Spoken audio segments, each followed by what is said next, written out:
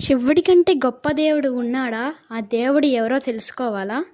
ఒకరోజు శివుడు గాఢంగా ధ్యానం చేస్తూ ఉండగా అదే ప్రశ్న ఒకరోజు పార్వతీదేవి అడుగుతుంది. దేవా, మీరే కదా అన్ని లోకాలకి నాయకుడు, మళ్ళీ మీరెందుకు ధ్యానం చేస్తున్నారు అని అంటుంది. అప్పుడు శివుడు, నాకంటూ ఒక దేవుడు ఉన్నాడు పార్వతి. అప్పుడు పార్వతీదేవి ఆశ్చర్యంగా అడుగుతుంది, ఎవరు ఆ దేవుడు అని. అప్పుడు శివుడు ఇలా అంటాడు, శ్రీరామ రామ రామేతి రమేనామే వరోనమే సహస్రనామ తత్తుల్యం శ్రీరామ రామ వనారమే అని అంటాడు. నా దేవుడు శ్రీరామచంద్రమూర్తి పార్వతి. అదేంటి, అతను మానవుడు కదా అని అంటుంది పార్వతీదేవి.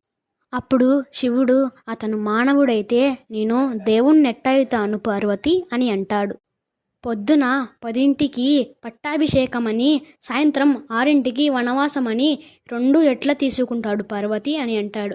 మీకు ఇంకా ఇంట్రెస్టింగ్ వీడియోస్ కావాలంటే మన ఛానల్ని లైక్ అండ్ సబ్స్క్రైబ్ చేసుకోండి.